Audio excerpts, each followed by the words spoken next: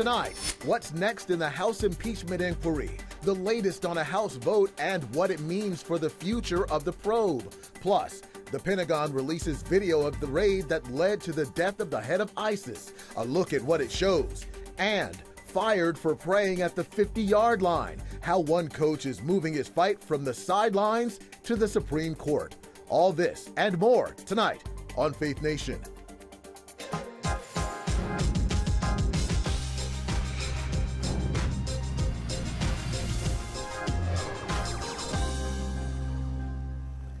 The impeachment framework is set. Welcome to Faith Nation. I'm Eric Phillips. And I'm Abigail Robertson. In a strikingly partisan vote, House Democrats opened the doors for public hearings in the impeachment probe. Now the president is responding, calling it the greatest witch hunt in American history. Ben Kennedy is on Capitol Hill with more. Ben.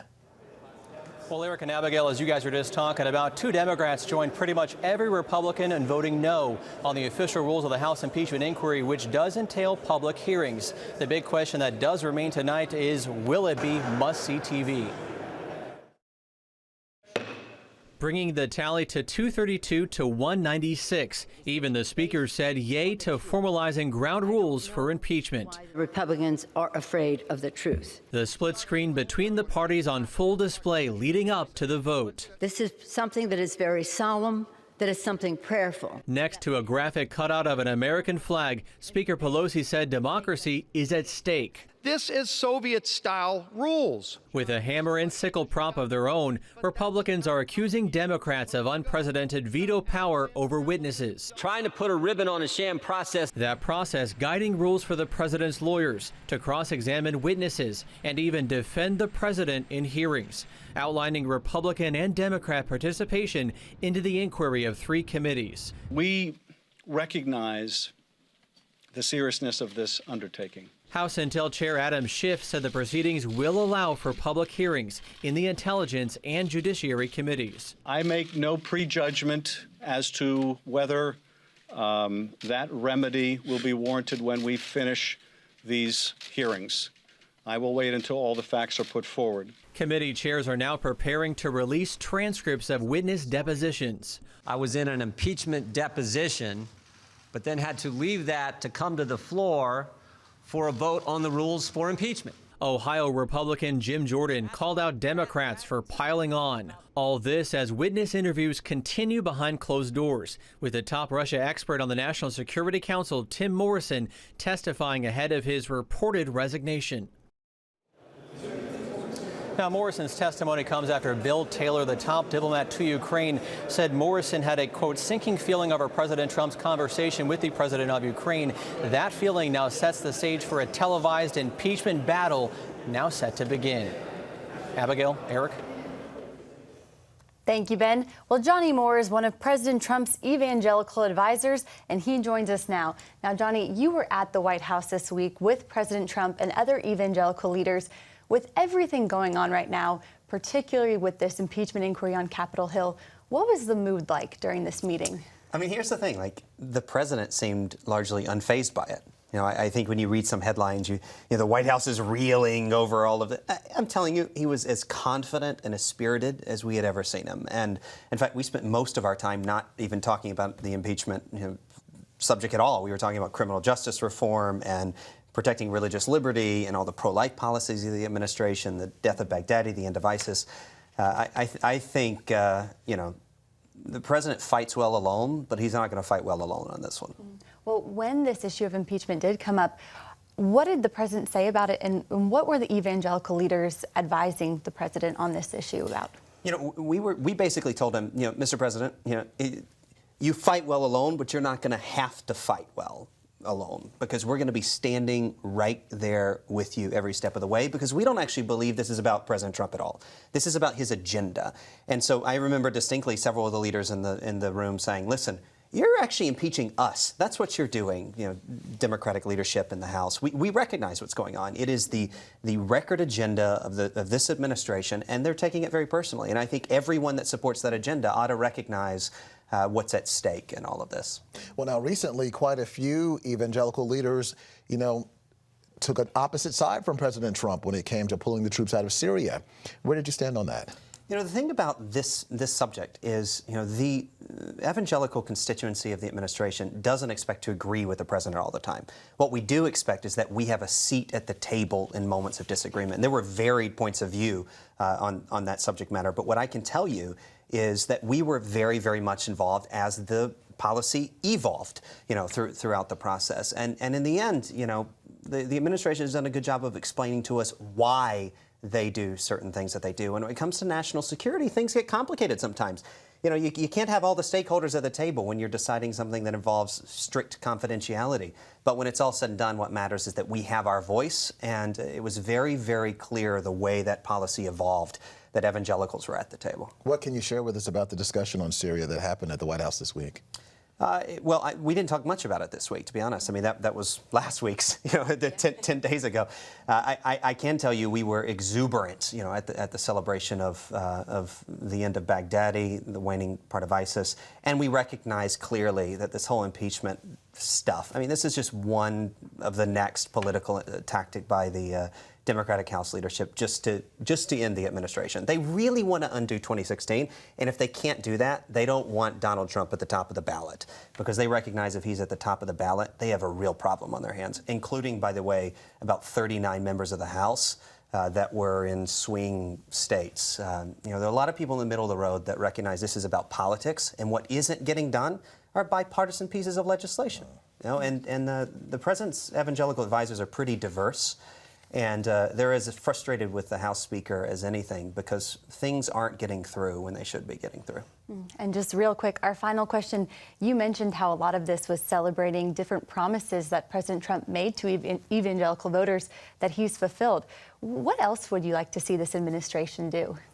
Well, you know, the interesting thing is that they've done so much. I mean, you know, we were able, I think, within the first year and a half of the administration to achieve most of the priorities. You know, he promised he would do certain things, and he ended up doing those things. Now, you know, in the end, there are a lot of issues like, you know, it seems tertiary to a lot of faith leaders, but little things like the trade agreement between the United States, Mexico, and Canada. This is an obvious bipartisan vote. It needs to get through. You know, a trade deal with China. You know, evangelicals are paying attention to that, and they're also involved in the human rights conversations around it. And so there's a short list of remaining priorities, but most of all, you know, we had a celebration this week. This administration has done a remarkable amount. They did it in a short period of time, and we're very, very glad to have our seat at the table. Well, Johnny Moore, thank you so much for being on today. Thanks for having me. We appreciate it. All right. Well, tonight, ISIS is confirming what U.S. officials announced days ago. Their leader, Abu Bakr al-Baghdadi, is dead. New tonight, they name his successor. Abu Ibrahim Hashimi al-Qurashi will take the helm of the terror movement. That announcement comes as more details emerge about the raid that killed Baghdadi, including video from that operation. Even with no sound, the images alone from this video are deafening. The 2-hour attack began with a low-fly wave of Black Hawk helicopters. These fighters opened fire on our aircraft, and what you see in the video is the actual response. So this is a video of the assault force actually closing up to the compound. General Frank McKenzie says U.S. troops urged those inside to come out peacefully, and a group, including 11 children, were not hurt. The hunt for Baghdadi continued. U.S. forces discovered Baghdadi hiding in a tunnel. When capture at the hands of U.S. forces was imminent, Baghdadi detonated a bomb he wore, killing himself and 2 young children that were with him. Officials initially thought Baghdadi's blast killed 3 children, but now they know there were 2. A total of 6 ISIS members died on the objective. 4 were women, and there were 2 men, including Baghdadi. He crawled into a hole with 2 small children and blew himself up while his people stayed on the ground. You can deduce what kind of person it is based on that activity. As for the ISIS compound, you can see the way it looked before, and you can see the way it looks, the way it looked afterwards. So it's pretty clear the success of the standoff munitions that we employed to ensure that it would not be a shrine or otherwise memorable in any way. It's just another piece of ground. Baghdadi's remains were buried at sea 24 hours after he died. His second-in-command died hours later in a separate airstrike. But again, we've learned a new leader has been named, and there's every indication that the group will attempt to keep their movement alive. Coming up, a look at the transformation of Kanye West's life and music. We'll be right back.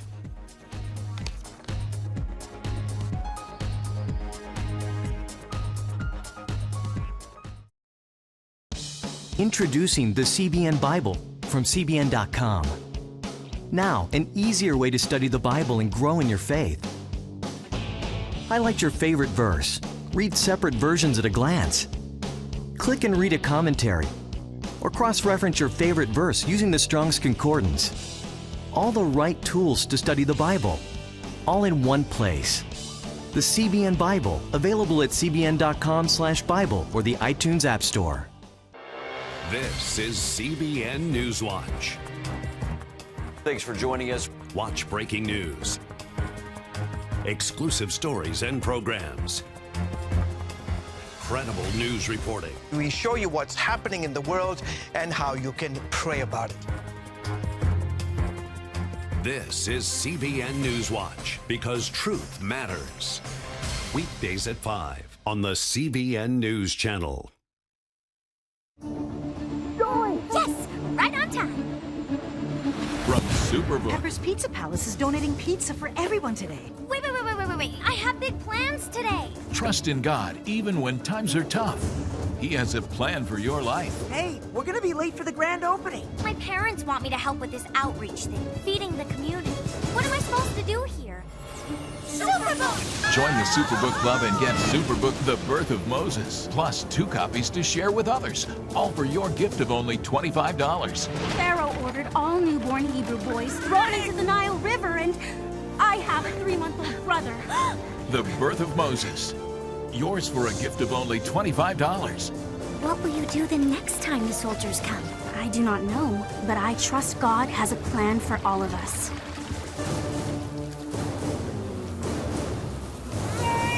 Superbook Club members, free streaming for seasons 1, 2, and 3 is now available. Kanye West's new gospel album, Jesus is King, is climbing the top charts and dominating streaming services right now. Released nearly a week ago, the 9th album from the megastar has sparked debate in both secular and Christian culture. Many are skeptical of Kanye's radical transformation and promises to make faith a top priority in his life. But in a recent interview with the Late Late Show host James Corden, Kanye explained God always had a plan for his life and believes his past experiences only make him more relatable. You know, there's a lot of people that were praying for me when I was, all the way gone, when I was on the, at the MTV Awards holding a Hennessy bottle, running on stage, when I was, doing creative direction for certain award shows. It was people in my family that were praying for me. It's God, that came and put this thing on my heart and said, are you ready to be in service to him? Joining us to discuss this further is author and prophetic minister Sean Bowles, who attended Kanye's first concert Sunday since releasing his new album. Sean, I just want to start by asking you, what was it like there, and who were some of the people in the crowd? I mean, it was amazing. It was so electrifying, and we weren't sure what it was going to be like. I've watched some of the clips on Instagram, and we were invited to some of the smaller events, but we couldn't make it. And so to go to the big event where it's every kind of person you could imagine, there's the white hipster, preppy kids, there's the gangster rappers, there's the Asians, there's every race, every gender, and then you have grandmas and you have little kids everywhere. It was so much fun to see the environment because it was very clean. So people brought their kids en masse, and there's probably 500 kids there at least, little babies all the way to, 12-year-olds. So it was super unique. We didn't know what we were getting into. And when we got there and saw the crowd, we were like, who's here? Who are these people? And I would say about 50% of them probably weren't Christian. So they were coming to see, they were either fans of Kanye or they were interested in the controversy. It was wild. Yeah, it sounds like a pretty diverse audience there, from babies to grandmas. But when we talk about Kanye, one of the songs on his album talks about how hurt he was by the fact that he's gotten such pushback from Christians who have publicly made some relatively ugly comments about the process he's gone through. What would be your message to those Christians? We got to give people a chance. Right now, there's such a reformation happening in the entertainment industry. We have people in music, video games, movies, television that are having encounters with God, especially in the African American community, who are leading out in so many Christian efforts. And when people first come to Jesus, and he's admittedly just came to Jesus right after Coachella this year, we have to give them a chance to go through a process. Because they're public, they can't just turn off their public every time. Some people have done a little bit of less public when they're in this kind of a phase.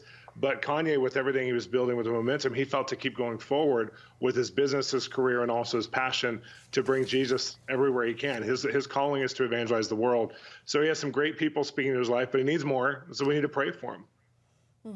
Now, in addition to Kanye West, recently we've seen stars like Selena Gomez sharing her faith. I mean, there's paparazzi camped outside churches to take pictures of Justin and Hailey Bieber. What's happening in Hollywood right now? It's so amazing. You know, it was funny because I was on with some friends who work at BET, and then one is an actress on a number of series. And we're just sitting together 2 days ago talking about this very thing, going, what is happening? This is what we all prayed for and dreamed for, because there's thousands of believers who've been in the entertainment industries praying and believing for this very thing, that people would start to get saved, and there would start to be a message that's no longer a crossover message from faith to secular, but there'd be a message that could hit all of culture about who Jesus is, but also lives that would hit culture, that would show off what God's like. And so it's been amazing. I feel like every other day I'm in a conversation with somebody who's pretty high level in the entertainment industry, who's having a God encounter, a God experience, and asking questions like, I had a dream, can you help me with this? I know it's from God. You know God's doing something when people are calling me to ask me to interpret their dreams. That's crazy. Well, Sean, you're no stranger to ministering to celebrities. What is God speaking to you about all of this? And are we seeing people come to Christ through what's going on? We've got about 30 seconds left here. Yeah, so there was probably over 2,000 people who came to Christ just at Kanye's service while we were there, who raised their hands for salvation. And there's people en masse. There's so many churches in LA that are popping into an entertainment culture to believe in God's dream for what he wants to do. And so I think that we're about to see a tipping point, and that where popular culture goes, all culture goes. So God is at the head of this thing, and I'm excited. Wow, praise the Lord. Sean, that is so encouraging. Thank you so much for coming on and telling us about that today. Thanks for letting me be here. All right, thanks. Absolutely. The Washington Nationals roar back to win their first ever World Series. You see Abby in her red here. The fantastic finish is coming up after the break.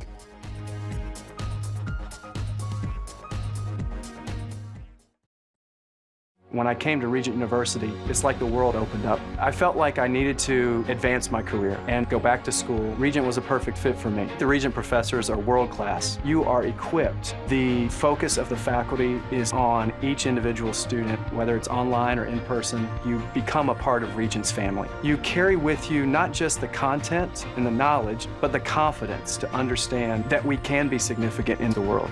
Regent University. Follow your path.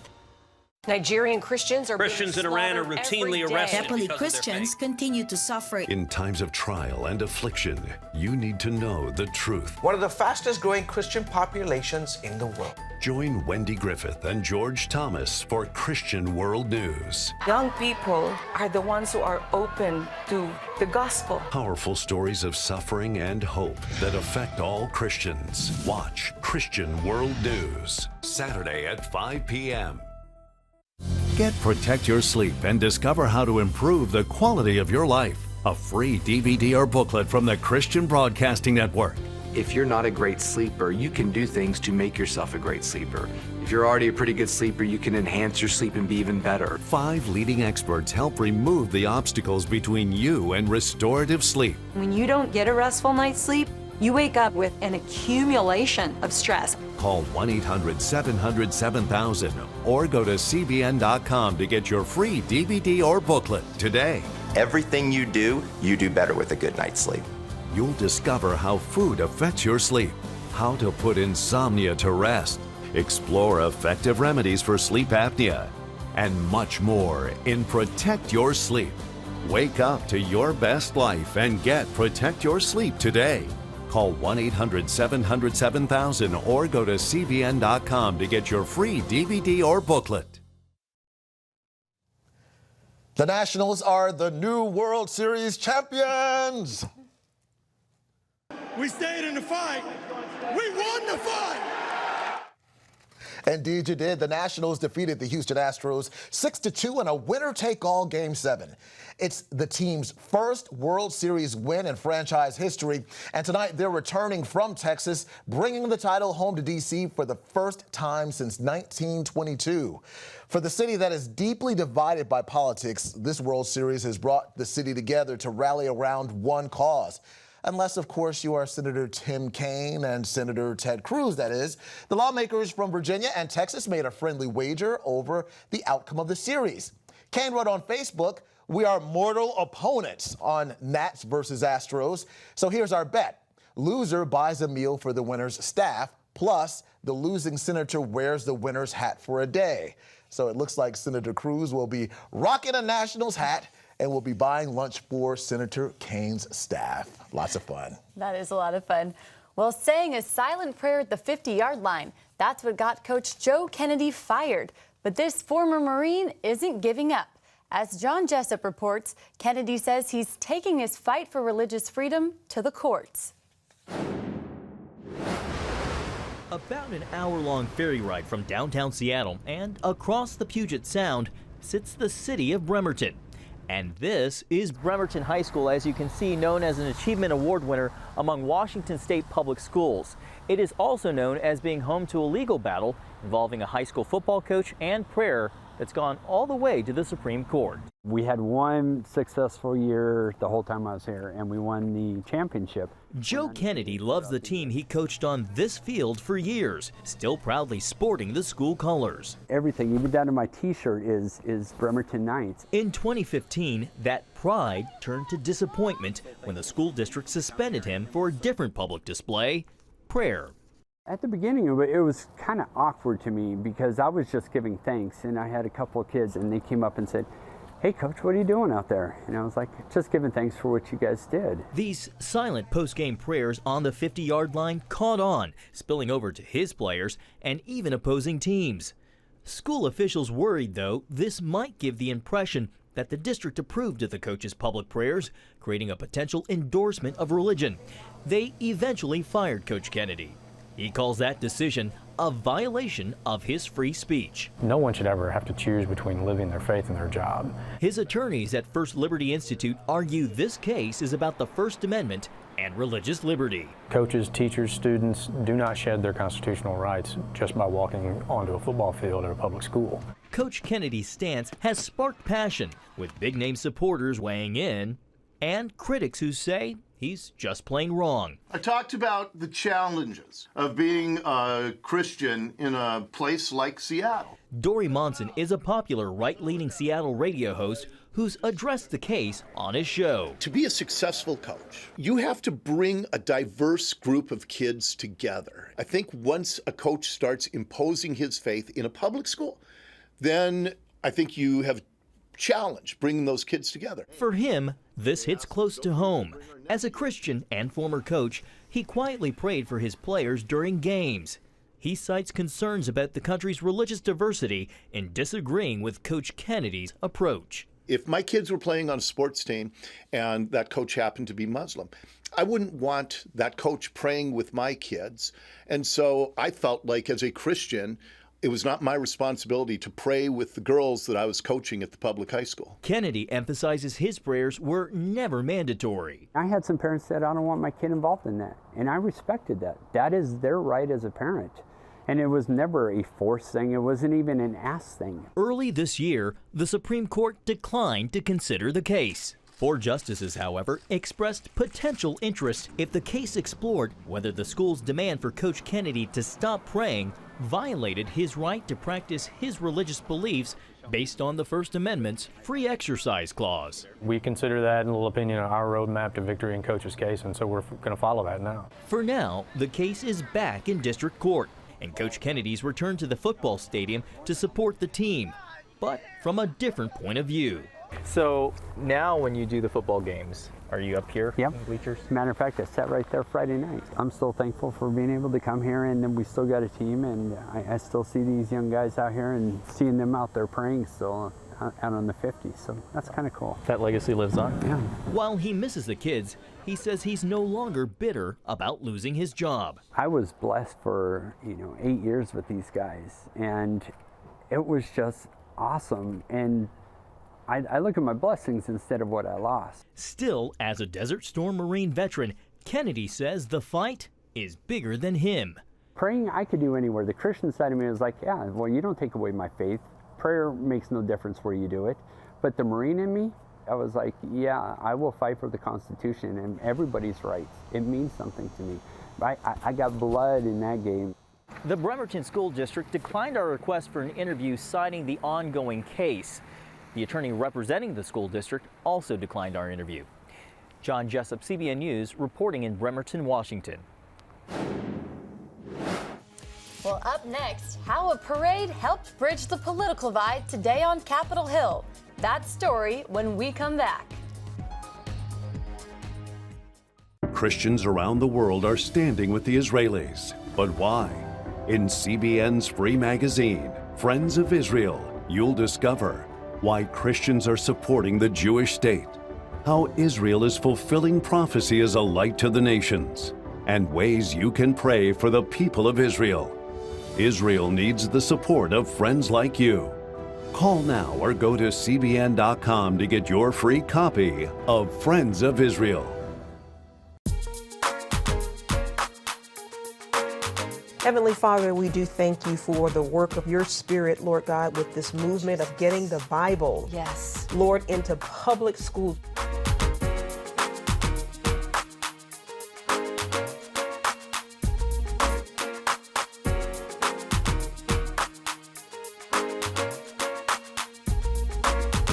Watch The Prayer Link, Tuesday nights at 6:30.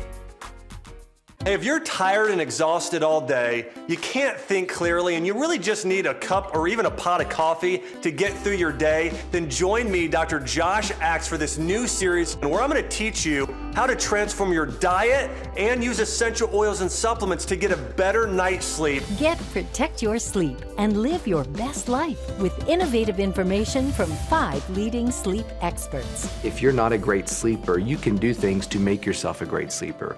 If you're already a pretty good sleeper, you can enhance your sleep and be even better. Discover a sleep-enhancing bedtime routine, how to put insomnia to rest, learn how to relieve pain that disturbs sleep, and much more in Protect Your Sleep. Everything you do better with a good night's sleep. Wake up to your best life. Call 1-800-700-7000 to get your free DVD or booklet of Protect Your Sleep today. Don't miss out on this brand new series.